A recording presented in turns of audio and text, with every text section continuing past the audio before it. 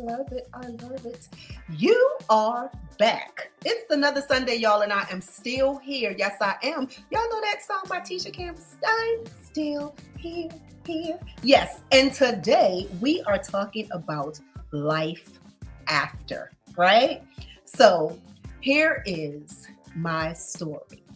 Now, what's so funny, y'all know I'm always doing something, right? So I try to kind of be appropriate. Well, not kind of, but I usually like to dress for the show, even though you can't see me. I try to dress for the show. Now, we're talking about basketball. Well, a portion of the show about basketball. But I was like, I'm a sports mom. So I wore my football mom shirt. Now, y'all can't see it. And for those who will see me on YouTube, you'll see just probably the rhinestones at the top. But know that my shirt says football mom because I'm a mom of an athlete. So I'm excited about that. And that's a part of our show today. Pretty much a main part, but it's a part of our show. So you know that I'm going to come with story time. So as a mother of an athlete, right? Navigating his life and his journey through sports and athletics and, through different clubs and growing up and things of that nature. I always thought about what happens after he doesn't play sports anymore. Like what will become of his life? Now, early on, I honed in on the fact that he was very athletic and he had already expressed interest in playing football. So having said that, every time he would get in trouble, right? And he gonna get me, but it is what it is. Every time he would get in trouble, I would make him run laps. I would make him run suicides. I would sit on his back. I mean, you're talking about a 9 or 10-year-old. I would sit on his back, and I wasn't a slim chick. I'm melanated and fluffy, but I would sit on his back in order for him to do push-ups with me on his back. But everything I did as far as disciplining him per se was always something that honed in on the fact that I knew he wanted to play football. Another funny, interesting story about that is when he started playing Pop Warner, he was about 9 years old. And there was a girl on the team. And if you out there, if you hear this show, I really want you to get in touch with me because I want to talk to you. You were the first little girl I'd known that played football. And I was just so excited about it. And her name was Refrigerator. And she was knocking people over. She was thick. She was making it happen. But story with that was he was scared at first to get hit. And I'm like, So me being me, inner city Baltimore, and it's like, we ain't having no, we ain't having nobody scared on the team. So the coaches was like, I love you. You are a good mom. I was like, put him in the front of the line and get the thickest Negro, but I ain't say Negro, but I'm good now. I was like, and put him up there and have him knock the wind out of him. And he was looking at me like, Mom, what in the world are you doing? I was like, no. So the person came, knocked him out. He hit the ground. He laid there for a minute. I was a little scared, but I didn't let him know. And he got back up. And I was like, you living, right? And he was like, yeah. I said, now put him back and do it again. And literally the coach was like, yeah, we need moms like you. But I was like, nope, you are not going to be afraid of what comes next. If this is what you want to do and this is how you got to do it, then you have to be ready. Now, mind you, years later, even that I talked all that stuff while he was on the field that time, when he got older, I was like, I was scared than a mug. I was like, I didn't want nothing to happen to my baby. But I couldn't let him not get hit because that was the nature of the sport. So as he journeyed through college and things of that nature, I constantly, though, always told him and shared with him and showed him, you're going to have to navigate something after football. Now, I believe in you. I'm that mom that I believe I believe you can fly. Like, I'm going to instill it in you. I'm not going to lie to you. I'm going to tell you the truth. If you want to be a daggone track star, but you can't run, I ain't telling my kids, go out there and do it. No, baby, that probably is not for you. We're going to try something else. But I knew that this was for him. So I walked that journey with him. I supported him every way, supported him in colleges, played D1 ball, go pro, all that. I was there with him, but I was always telling him, you've got to do something after that. And it was more important that not only did I tell him that, but that I gave him skills and that I gave him resources and I put him in positions where he could understand what else was it for him to do if he didn't make where he wanted to go, So NFL was the goal. We never pretty made it to NFL yet. He's still young. He's still out there doing his thing. But in the meantime, in between time, if you want to, that baby went and got his degree working on another one. He's got businesses. He's been CEO of companies, and he's, he navigating this thing at 27. However, there are individuals who have been professional athletes, who's been in athletes pretty much all their life, and that's what they know. And crazy and sad enough, I do know a parent that I interacted with, and her son actually plays football in Georgia, 10 years old. Bad, like he's a bad mojolo. But he knows nothing else but football. And lovingly, I tried to express to her that there's going to be, or there is life after the sport. Are you teaching him social skills? Are you teaching him life skills? Are you teaching him or allowing him to understand emotional intelligence? Because when that dream or when that ultimate goal is not reached, how do we interact with the individual? Who do they know themselves to be outside of what they do? Say that. Who do you know yourself to be after you're not doing what it is you do? So today we have a guest on here. Now, we talked a little bit, just a half a second. I talked enough to know that I probably will mispronounce his name because I'm from Baltimore. So we're going to go with Jay. Hey, Jay. So a little bit about Jay. Now, y'all know when we do these biographies sometimes, and I'm really proud because Jay gave me a nice biography, nice bio that didn't have all them 50-cent words in there. So I didn't have to get all stumped up with trying to figure out these big words. So we good, okay? Jay McCoy is a dynamic leader, educator, and visionary entrepreneur dedicated to fostering generational health and wealth. In the Black health equality. See, now I just said I wasn't gonna mess up, and I did. Health equality in the Black community. With over 22 years of experience in education, Jay currently serves as manager of the graduation coach team in Georgia Cyber Academy, where he inspires students to achieve their full potential. His passion for mentorship and leadership extends beyond the classroom to his nonprofit, and we're going to talk about that, Life After Ball Lab. It's an organization dedicated to helping athletes transition successfully into life beyond sports. Now, Jay himself is a professional basketball player and played for the Harlem Globetrotters. Can I tell y'all, I was so excited. When I was younger, I used to see that. I'm like, whatever happened? We got Jay here. Jay can tell us a little bit about it. And various overseas teams. Jay brings a unique perspective on discipline, teamwork, and resilience. His experience on the court fueled his commitment to preparing others for life challenges, particularly retired athletes facing identity shifts. Yes, let's talk about it. Under Jay's leadership, Lab has spearheaded impactful initiatives, including an annual school supply giveaway and a holiday turkey drive that directly serves the community. Jay also plays a vital role as vice president of Full Circle Consulting Group, where he provides strategic solutions to enhance organizational growth and effectiveness. He's a natural motivator and coach. Jay frequently shares his expertise on mentoring and coaching techniques, leveraging his extensive background as a principal, athletic director, and spiritual leader. So, let's give a big round of applause and bring on Jay McCoy, because I'm not going to say his first name because he might get me if I try to say it. So let's welcome Jay. What's up? What's up? How we doing? How you doing? All is well, Jay. How are you? I'm slightly better than great. Slightly better than great today. I like that. That's right. Slightly better than great, especially in this, I want to say this, Thanksgiving season, but Thanksgiving is every day. But I'm so glad to hear that, you're slightly better than great. So I might have to steal that. If you hear it on the show, just know I will give you your due credit. No problem at all. Thank you for having me. You are, listen, thank you for being here. I'm very, no, really, I'm like really grateful because again, you are like one of those who people need to hear their story, right? Because your passion also became your purpose.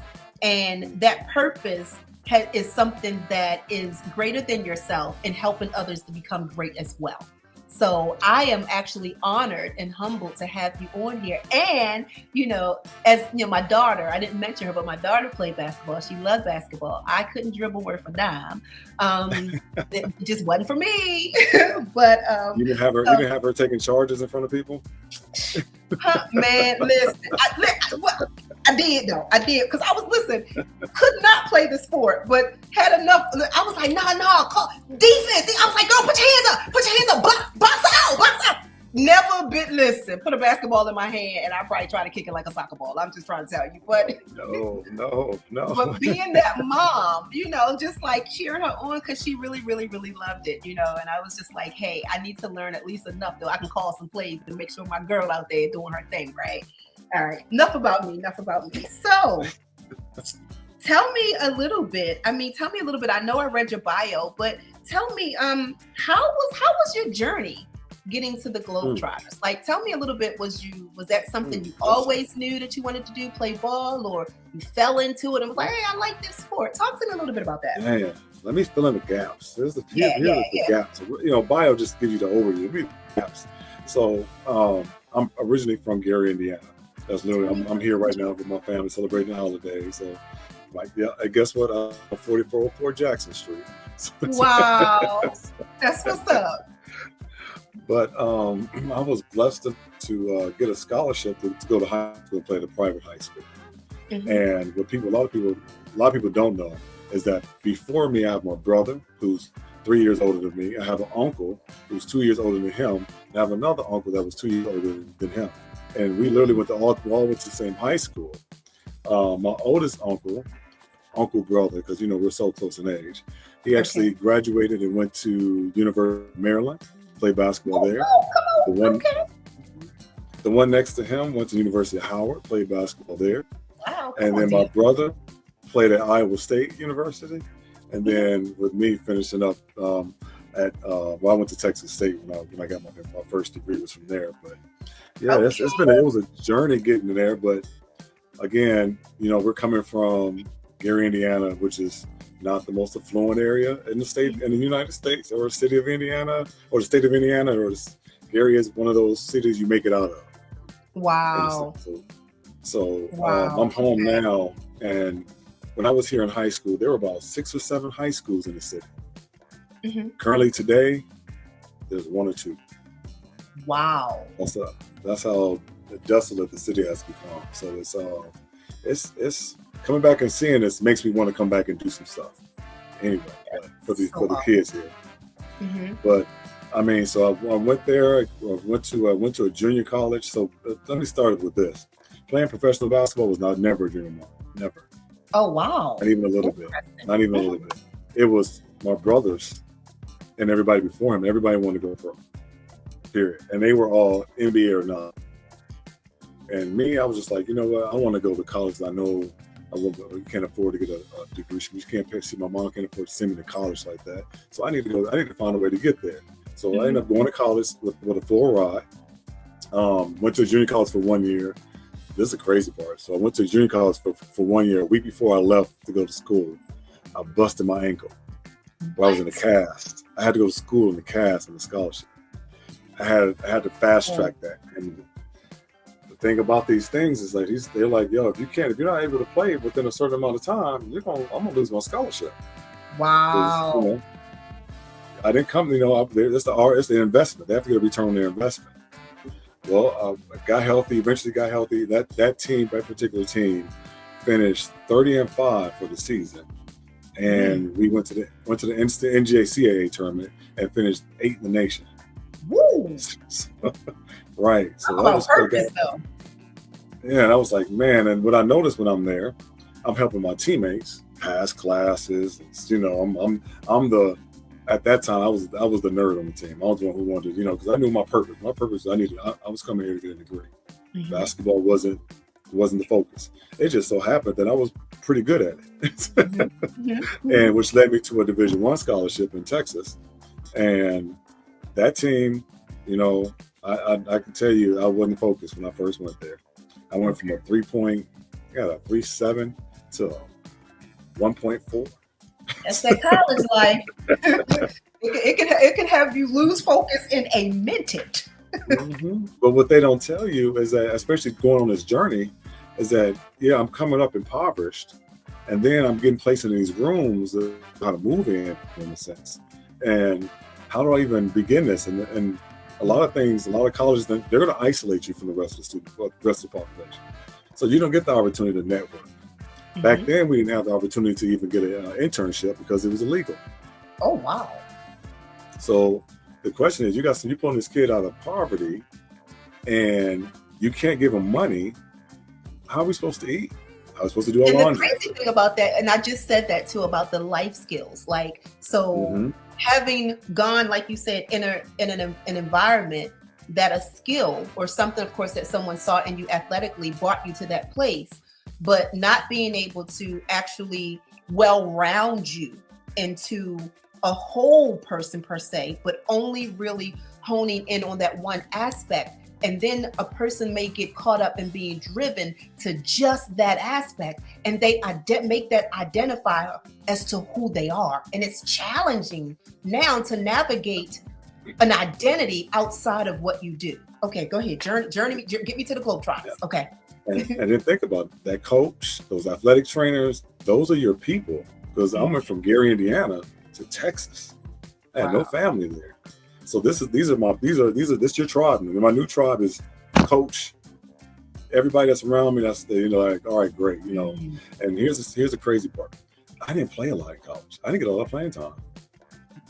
Listen, now that's funny that you said that, because in high school, my son, his high school football team won a division twice in a row. And he didn't get a lot. His name wasn't always called. He wasn't the one that was the star player and this, that, and another. And he was bummed by that. But, me being the parent that I am, I was like, listen, did you get your ring? And he was like, yeah. So then you're a part of the team. Whether you played or not, or whether your name was called, you were a part of something great. And your part made a difference. You understand what I'm saying? Whether your name was called or not. And, I ain't trying to put nobody on Front Street. But you know what's so funny?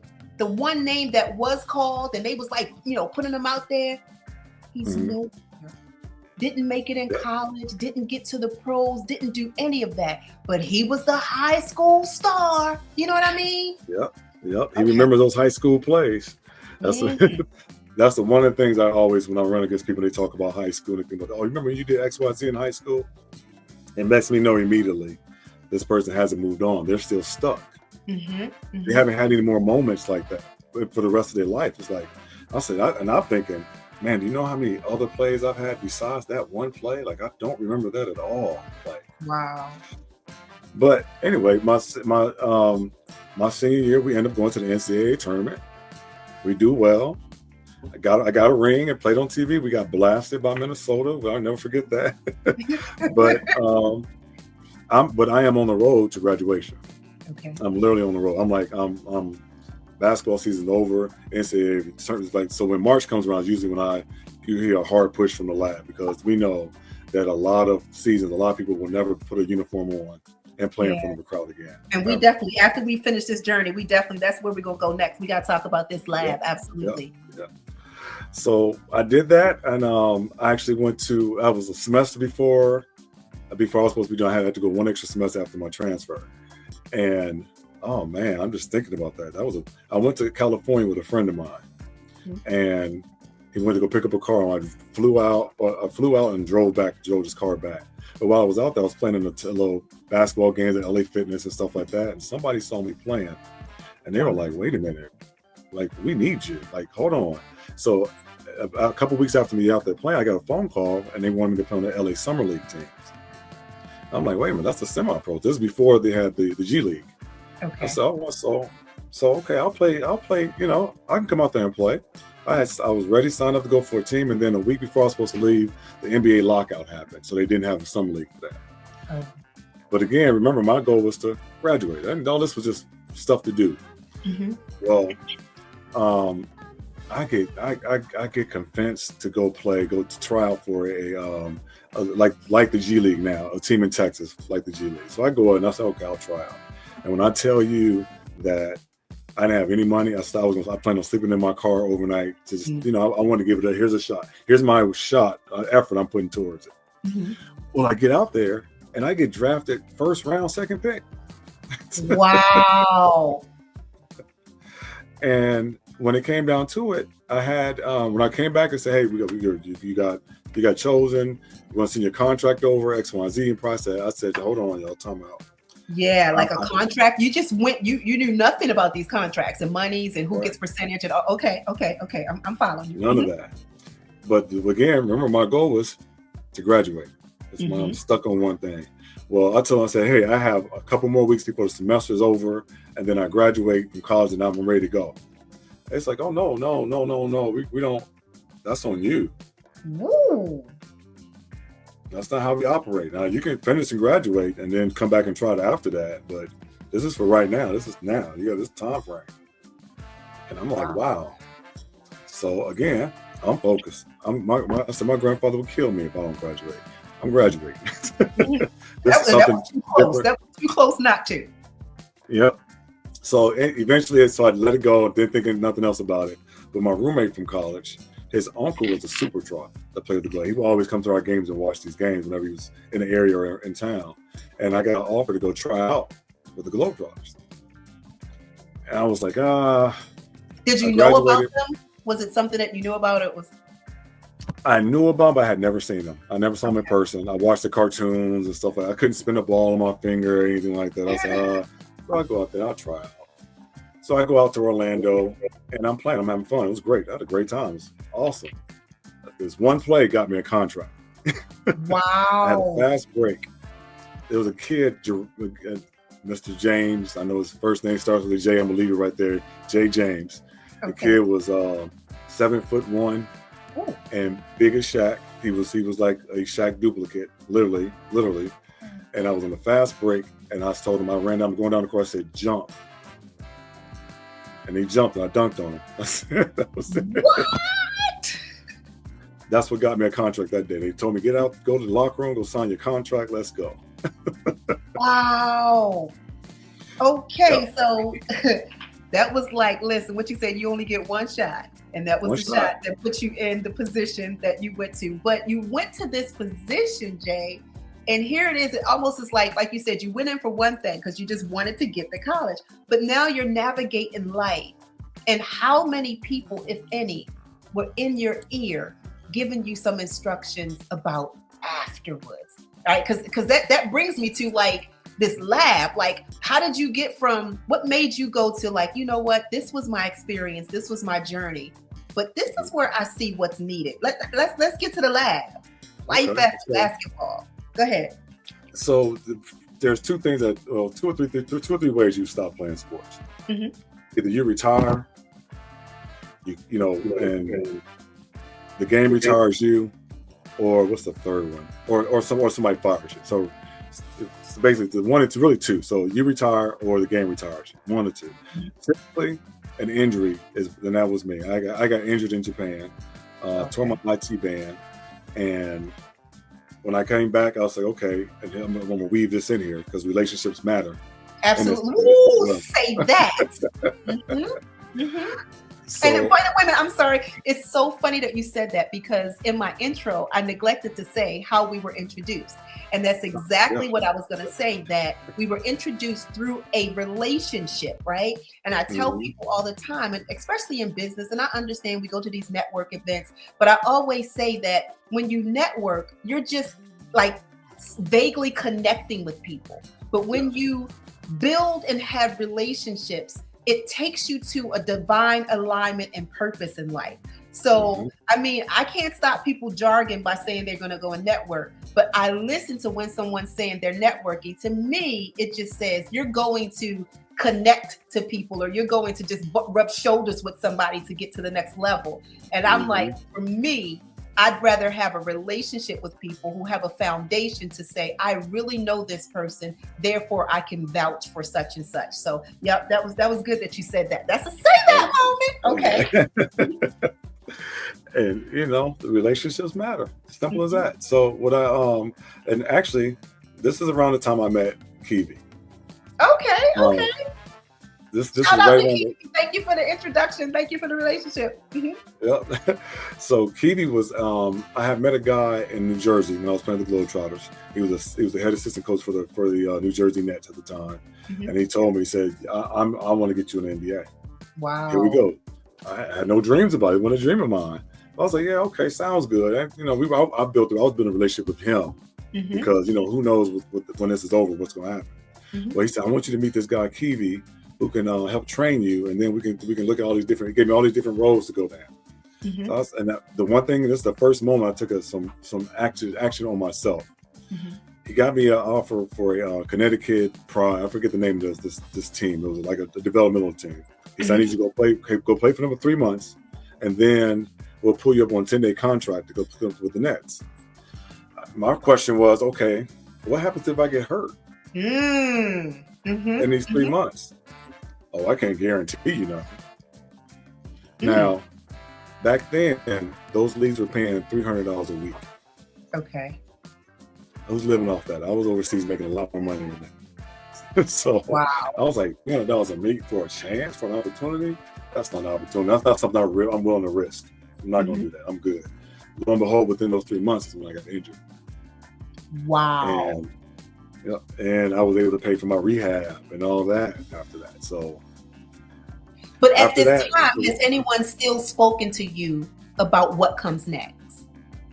There's nobody. At this time, everybody's looking for me to make money off of it. Ooh, ouch. That is some real stuff right there. Hashtag real talk. Mhm. Literally, you going out tonight?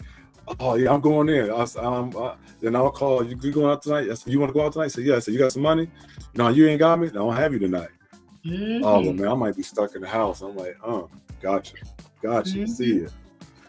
But So, what I realized what when I was that was inspired? I'm sorry, go ahead. No, go ahead. I'm good. No, I was going to say, because we're still talking, because I'm like, so what was that inspiration that got you to the point where you was like, listen, lab is necessary? Like I said, kind of going through your journey, like, wait, something, I guess maybe something clicked and was like, who helped next? Okay, see, I'm a jokester, right? So it's like, who gonna help navigate me? I'm like, everything is a movie or a song for me. It was like, who gonna cry for me? So everybody's So when did you kind of get that moment? Like, yeah, you know what? It's something with this. I'm gonna tell you, I hit that moment at 3:18 in the morning. God woke me up and said, "Write this down. Literally, write this down." And I was like, what? First of all, I'm like, who is this? that I can hear in my head. Who is this in my head? But okay, I'm spiritual. I grew up. I'm a preacher. I'm a PK. So So I go. I write down laugh after ball. And Renee, I sat on it for years. Wow. I was doing the work. I was doing all the work. Didn't realize I was doing the work. But I sat on. I helped my friends when they got done playing get degrees. I helped them with starting their businesses. I helped them with all the knowledge I acquired afterwards. I soaked up. So my idea when I finished, I realized one thing: a job is a way to get a paid education. Come on. So when I opened up the first 2 LA Fitnesses in Georgia, I opened up I'm like, wait a minute. They gave me a box. They gave me 6 desks and a box of flyers to hire people, and they gave me goals every week to hit. And I'm hitting these goals, and I'm like, wait a minute. I'm running this business. I'm learning from the ground up, from construction all the way through the end of a grand opening. I'm like, whoa. And that's good insight. I was getting ready to say that's good insight, and most people don't recognize that when you are put in position to do some things, hold on to that information. Like, get that, because that is your ground level, especially if it's something you're excelling in.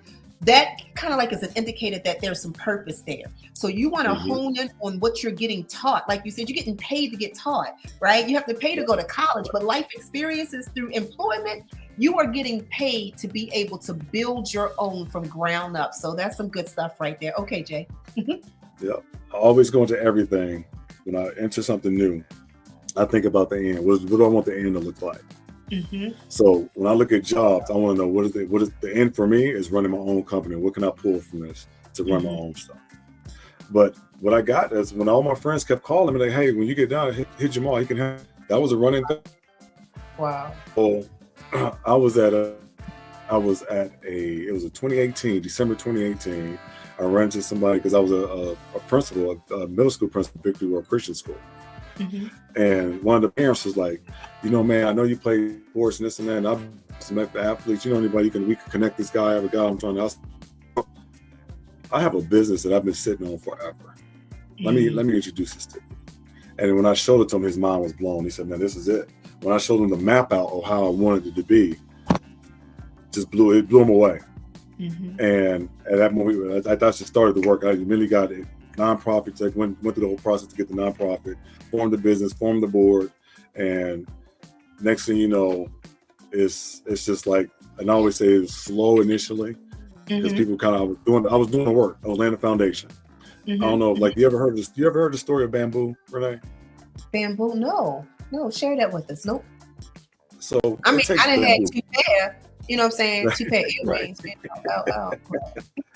So I don't know if y'all know this, but bamboo takes the first 5 years is when it's planted. You don't see bamboo. Oh, okay, yeah. Okay. Yep. It builds a network. It builds its ground and its foundation for 5 years, and then I think it's either every month or every week it grows a foot after that. Wow. So I spent the 5 years I spent building a network, building outreach into colleges, high schools, individuals and companies, just to get them to kind of know who we are, incorporating the name and, getting all my intellectual property together and all that. Mm-hmm. And here we are 5 years later. I'm telling you, the best feeling I had was the very first year I did the turkey drive. That was a phenomenal feeling to go out and actually feed a community that. That's good. That's some good stuff. So like you said, you were able to use your resources, kind of like you said, where you came from. It was a startup community, but mm-hmm. You used what you came from to then be able to build and help other people, kind of either in the same situation or you knew that you were purposed to be able to give somebody something. You know what? And that's an awesome thing. We're going to start with how that first year being able to give the turkeys away. Oh yes. So being able to give those turkeys away was probably one of the best feelings I had, because we fed them not only food but knowledge, and got them a lot of people involved in our MVP program where we talk about money, vision, and purpose. Mm-hmm. And capture some high school kids where we actually got a chance to put them through our college-bound CBA, college-bound athlete program that we run. So it was that right there was a pivotal moment for it. It was the first event we've done, and then after that, things just started taking off. And so, it was funny that you said, you was a PK kid. So just talk to me a little bit about how did your faith play a part in this journey for you? It played a part, and it continues to play a part every day. So, being able to actually step out and do this and being accepted by other athletes, just because, hey, I didn't come from you didn't see me play at the biggest school. I'm not at a Duke or something like that. Mm-hmm. But I have people from Duke that's in my program. All right now. I have people from Florida in my program, Mm-hmm. Now, go ahead. I'm sorry. Go ahead. No, so I say it's been phenomenal. It's been a wonderful journey. It just for me, it's just getting started. I know that's right. And that is definitely the truth, right? I received that and believe that for you. I was looking at your bio, and I'm interested, and I'll tell you a little later, but you had your role in playing a part in the Georgia Cyber Academy, right? So I want you to talk to me about a little bit. How have you impacted these students of this program, because it's technically kind of like a homeschool, or it is a homeschool. So how are you able to impact these students or these individuals from this program? Because it's different from a public school, even though we need you in that arena as well. So if anybody's listening to this, I'm sure that they wouldn't mind kind of coming to your school and dealing with. I'm putting you out there. You know what I'm saying? Putting you out there. But tell me about this Georgia Cyber Academy. What is your impact on the students? What are you doing with them? So I manage a team of 10 graduation coaches, and which is unheard of to have in one school. Usually there's one or maybe two. In that, we actually only have at-risk students on our caseloads, where I'm literally helping them transition from middle school to high school, or just let's get caught back up, and literally we're motivating kids to finish and get across that finish line. Like it's literally the virtual world. So just so you guys know, I know AI is kind of prevalent and all that going on right now, but virtual school, I've been with this particular school for 10 years. And so this has been going on for a while. It's not a homeschool, because homeschool, you actually teach the curriculum. Right. Our curriculum at our school is taught by certified teachers. And so I want to finish, but I'm so interested because I will be starting. So that's why I was like, ooh, that stood out for me. So tell me your impact and what you're doing with them. So go ahead. So Georgia Cyber Academy, like it's not a homeschool. So go ahead. Okay, talk to me. It is a state charter school that is funded by the state, so it's free to attend. Students get laptops. If you don't have Wi-Fi, you get hotspots so you can attend school, public school. And what I love it because it's called educational equity. Wow. Because I could be in rural Georgia in the farm, I could be in the hood, or I could be out in Alpharetta or down in Buckhead, and I could be in the same classroom with the same teacher and perform. I have the same opportunity as anybody else. Funding is no longer an issue. So Georgia Cyber is a great place to learn. And as an educator, when I was a teacher before I was an administrator, I will tell you this: it's to your most creative teachers are virtual, because they have to be. Absolutely. You got to be entertaining. I call it edutainment. I literally wouldn't took voiceover lessons, voiceover acting lessons, so I could be a better teacher. Wow. That says a lot about your heart and your passion for people, that you actually go above and beyond to make sure not only what you have to deliver to people, but you put yourself in the best position in order for them to do so.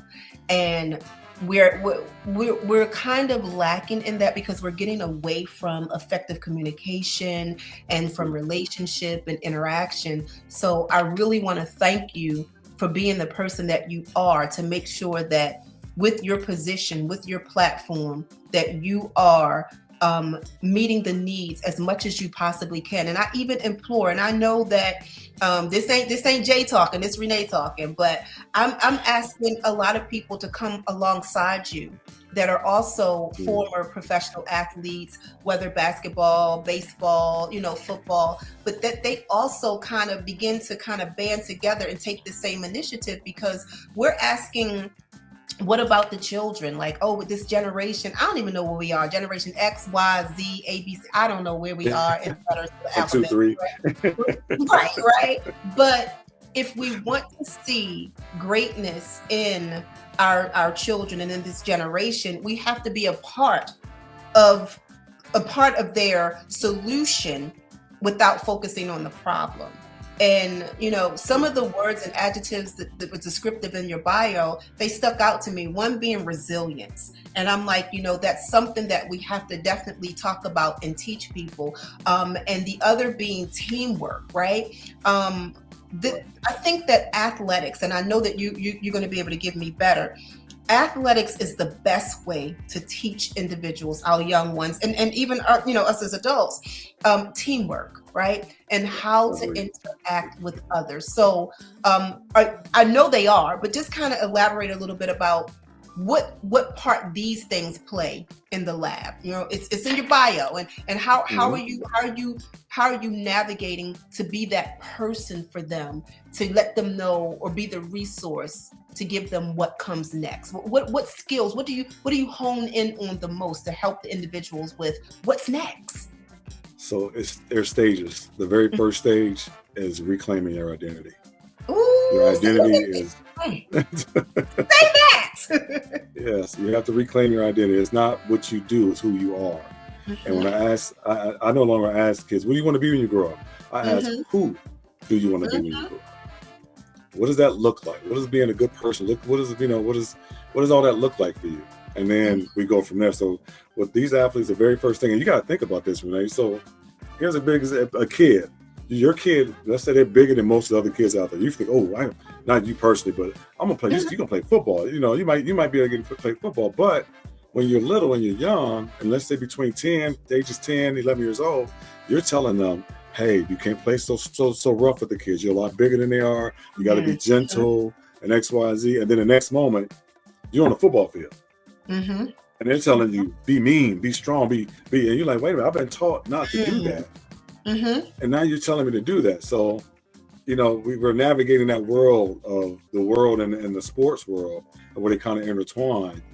Even I might be sidebarring, but we do that, especially football. I look at football differently because, especially as a lineman and health, I think of health and wealth. Mhm, There's no wealth without health. mhm, If you are eating, like I said, you're sitting there eating, you're eating 2,500 calories a day, mhm. and then you just got injured and you're not playing sports anymore. Now your last game is done, but you're still eating 2,500 calories a day, but you're not doing the 2-a-days. You're not doing all that. The very Mhm. first sign you're gonna see is you'll see athletes, that former athletes, they're out of shape, they're overweight, and they're Yeah, huge.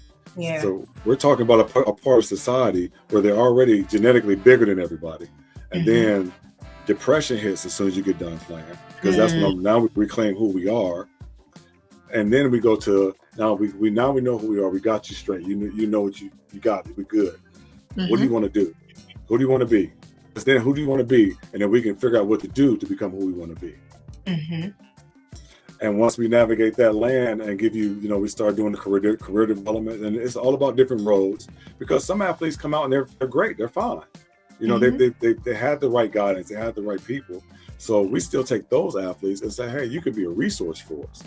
This is a Yes. big this is a big sorority fraternity all wrapped into one. Mhm, I mhm. said, so imagine put on your resume, what affiliates, what clubs or groups are you affiliated with? You put the lab, and the person you're going to interview with is the lab as well. We just Mhm, connect the dots. mhm. Absolutely. No, absolutely.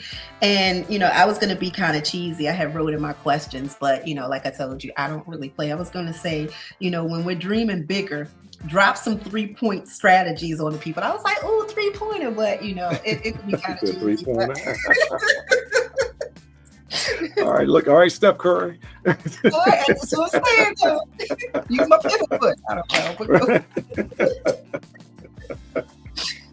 But hey, now I use that word a lot. Pivot. I Oh, tell I people like that. you gotta know how to pivot. You Mhm, can mhm, reverse pivot. You can 360 pivot. But you gotta know how to pivot. mhm.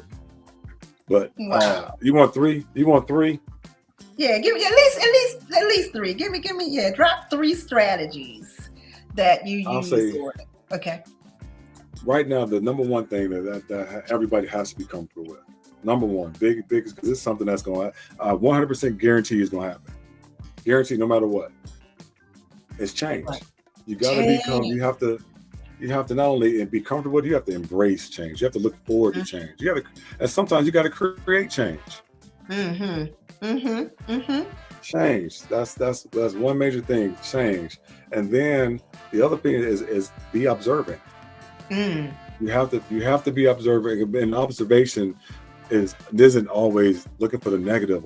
You're looking to observe to see, okay, is this a road I want to go down? Is this something when you're looking at all the repercussions of that road? Mhm. And then the other one is your network is your net worth. Mhm. That's just Mhm. simple. Like who you surround yourself is who you become. Mhm. Mhm. Like And kid, I tell, go ahead. Go go ahead. ahead. No, I was I going to go said, ahead. I like that. Uh-huh. I tell people, I say, everybody says they're guilty. Y'all, you guilty by association. I'm like, if I'm gonna be guilty by association, it's gonna be good because I want my actions to speak so loud you can't hear what I'm saying. Yeah. Literally. I was listening to Miles Monroe today. I listen to him all the time, but I was listening to a short that he made, and he said about choices. He said, "Learn or research the consequences before you make the choices. I was like, wow, like it's little nuggets like that. And I didn't even realize I used to do that. Like I was the person that was like, okay, what is the worst case scenario? Not looking at it as a negative, but it's just like, I'm already going to take the power away from what could be, what would be, what should be. I'm like, so it keeps me from having anxiety, another really big thing that people, kind of struggle with. And it's like, when you go ahead and take the life away from that, when you take the power from what could be by saying, hey, listen, like you said, as far as we're talking about sports, worst case scenario, I never make it to the NBA. Worst case scenario, I never make it to, the NFL or any NHL or whatever. But in doing that, understanding that that could be my worst case, but let me still focus on my navigation and my journey, that if that doesn't happen, it doesn't wipe me out of like who I am. Because that was the worst case scenario. So that didn't have the power over me because it was already researched and I already knew that just may not be the situation. Is that something that... Exactly. That's exactly down that road because, again, I'm no people. Sometimes people are real skeptical about me coming into their camps to talk and stuff like that because they don't want to put the doubt in people's head that they might not make it or something like that. But for me, I'll say, when I go and I talk, I say, you know what? All right, let's say everybody here made it to wherever they wanted to be at. You made it. You're there. It's not about if, it's about when. And most careers end about 27 years old, which means you spend about 3 to 5 years there. We've got to be in a position where we look out those consequences. We research the consequences to the end of the means and not let it stop us. And I know you're saying, like, when you go out and you speak and you share with others, what is it that you talk to them about when it comes to understanding that, creating that change, and just kind of looking at the whole picture? Right. It's looking at the whole picture and then, like you said, thinking through the outcomes, because especially deciding what you want to do with your life. Even if you're at a later age or early age, you get a chance to take a step back and evaluate, where some people have to immediately jump in. So if you've been blessed enough to play a sport too, because you still have your tribe, your teammates with your tribe. That's one of the biggest things about having teammates, is that they become your people. I have dear friends from high school, college, and professionals. That's part of my network now that actually help me, and I help them along the way. So that's one of the beautiful things about the sport, all sports. You're absolutely right. And that is so necessary and so needed. And I like what you said about guilty by association. I say that about social media as well. I hear people be like, I don't like this social media. These people be tripping. And I'm going, listen, the algorithm only brings to you what you put out. So if your material is negative, if what you put out there is not good, then that's what's going to draw back to you. Because I'm like, I like my social media. I get saved every other day. No, I'm just saying, but I'm like, I get embarrassed. I get inspired. I get imparted information imparted into me. I learn new things. I'm like, it is amazing. So it is a reflector of what you're around, who you're around, and what you put out is also going to be what you get back. So let me ask. That's something I actually use. I use that as well. So, I tell everybody, I say, use your social media as an educational tool. Absolutely. You want to learn about businesses and stuff like that? When you like and follow those people that stocks, and you want to learn about that, you'll learn so much. And it's like you said, whatever you put in and you keep it, you like and engaging into that content, then the algorithm gives you more of that content. If you're engaging with the fights and the twerking, guess what? Your content gonna be, And I say this as it also is a mirror, and that mirror is not so much that you have to look into to be critical, but look into, and the scripture we talk about as a looking glass. It helps us to measure where we are, and that's not a bad thing, because I say this as well. These are all you can have a little nuggets. I say this, I'm like, when we're in the mall, there's always that map that says you are here. And when you're looking to go somewhere else, you first have to figure out where you are, right? Otherwise, you're walking through the mall all day trying to figure out where this store is. But if you locate where you are, you use that map, you will get a good direction and guidance as to where you're trying to go. So that's what that mirror looks like for us. And that's a really good thing as well. Let me ask a question. How can people, that's an important question. Now, we've said a lot of important stuff, but how Okay. can people support you? Like any nonprofit, we can always use financial support. We can always use operational support. We can always use board support. So I'm looking for board members. I'm actually so we have this new initiative that's coming up in 2025. We are going to have because we want to hear all the voices. We're only hearing, if I stay in my lane, in my season, I'm seasoned. I'm not old. I'm seasoned. I like Lane. that. Then I would only know about those within my age range and within my network and all that. So we're creating a high school board with high school athletes. Okay. We're going to create a college board as well with college athletes. Okay. And then we'll have our executive board, and all three will meet so we can meet the needs of every level. That's one of the major things. So if you're interested, anybody here is listening, if you're interested in being involved, you want to become a board member, want to help us fundraise, or you have means you want to actually donate. We're open, we're available. We want the lab will be a global entity. That's we're what I was almost gonna currently are. Okay, absolutely. That's what I wanted to put out there, that you're physically located in one state, but we want the lab to be everywhere because we have athletes Correct. everywhere.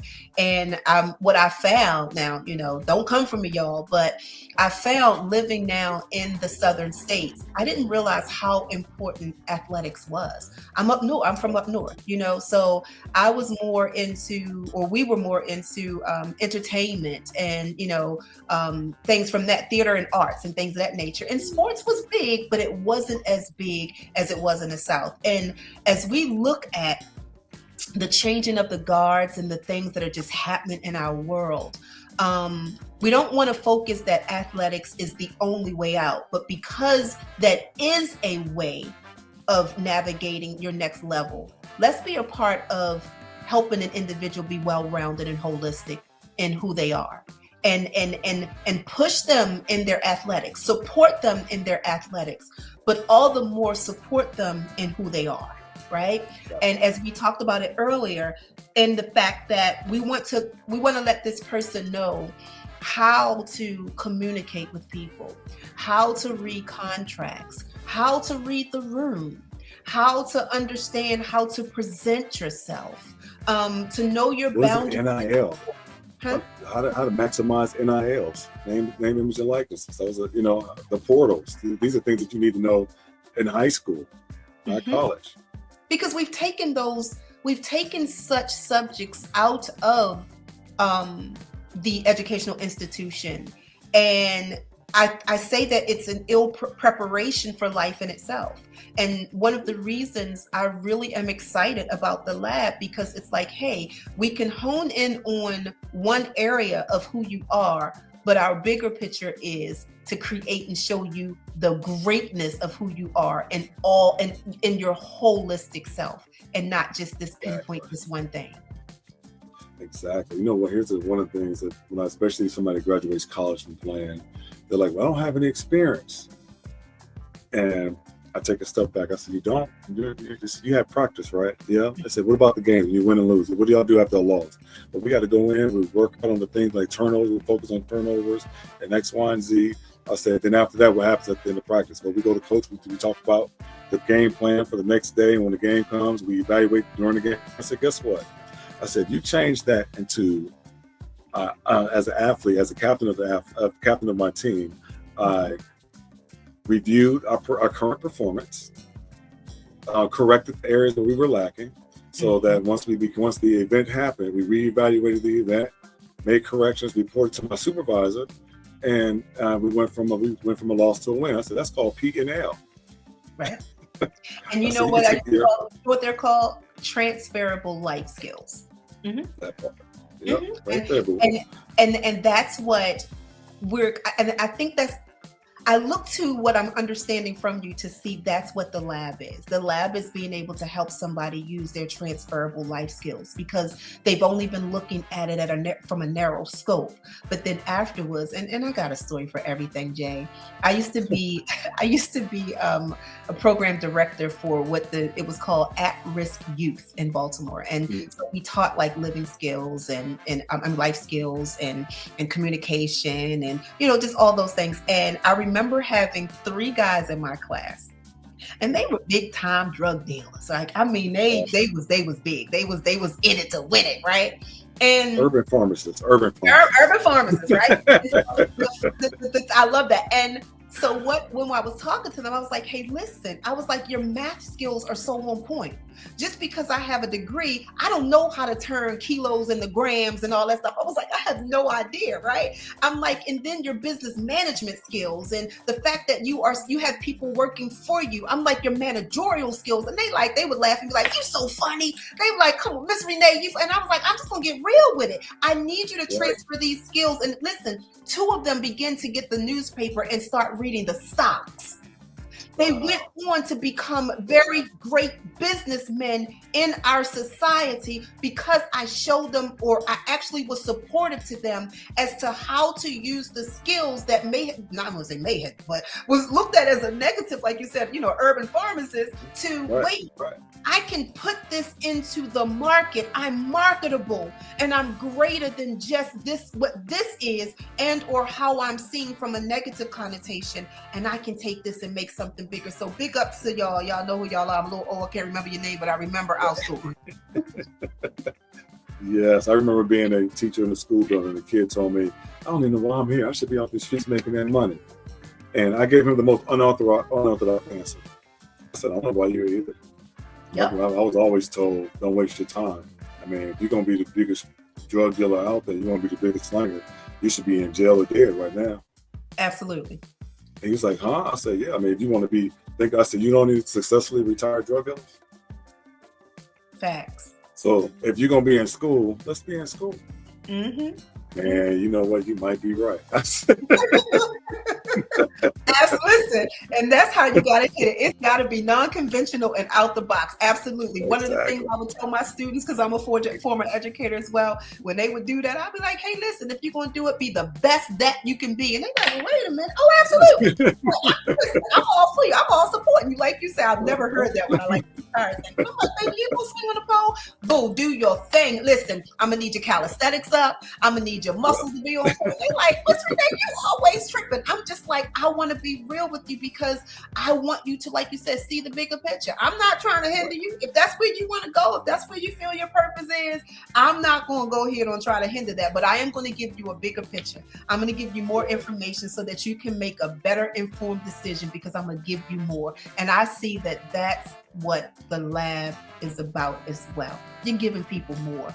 And I am so grateful and thankful for you, humbled that you would even grace the presence of being unboxed and sharing your story, dropping your gems, shooting your 3-pointers. I know it's only, but so before we go, I want you to definitely let people, I asked how they could support you, but give them how they can actually contact you. Like give them all of your handles that they can connect with you. So you can find us on IG as at The Life After Ball, or you can visit us on our website at www.lifeafterball.org, or you can call us 404-468-085. Oh, sorry, I got 3 different phone numbers in my head. 678-366-0356. I'm sorry, I can't remember, but go ahead and say it again because I can't remember mine. So, but go ahead, give it to me. 678-366-0356. All right, y'all. Make sure. Thank you so much. You are now a part of the Unboxed family. And I am so grateful because this family is looking good. It's getting bigger. It's getting better. Like you said, guilty by association. And I'm associated with some great people. So I thank you so much for the show. And just having a final thought. At the end of it all, we do have to remember that there is life after. And that is for the individual who's 7 or even 70. There's still life. As long as you have breath in your body, there's still life. So some of the things that we can think about going into what is the next is, I love what Jay said. Your network is your network is your net worth. It's important. who you're around. I say this all the time. If anybody checks my social media, you'll see I am really big on who is in your inner circle, who's around you, who's imparting, who's impacting, who's inspiring, who's encouraging, who's uplifting, and all of that, who's holding you accountable, because that's important as well. Make sure that you're putting yourself out there so that you can find your resources as well. I also like the fact that in these final thoughts to understand that what we do is not who we are. And I've said that that's my tagline. Jay don't know. He was talking a lot about a lot of things that, I'm in line with. I'm always saying, you are not what happened to you. And you are not the identity of what title you are given, that you are a whole person, and that it is so good to be able to look at every aspect of you, and it'll help you continue to push through your journey of the next and next and next and next, because you're looking at yourself continue to grow. And I like him sharing also about that bamboo story, right? And he wasn't talking about the LL Cool J with the, two pair. He wasn't talking about the earrings. That bamboo, I like it because, like you said, it grows in a way that it grows so fast, but it's building beneath it. And if you think anything about the bamboo, you know how strong it is. And not only how strong that bamboo is, but within it is nutrients of life. So listen, find your tribe, get your people. Go ahead and don't be afraid to check out who you are beyond what you do, and know that you're just not what you do, but that your whole identity and your whole self has so much to give. Dream big, be big, do that thing, right? Say that. I'm so excited to have you guys. See you next Sunday on the Flex Radio. Peace out.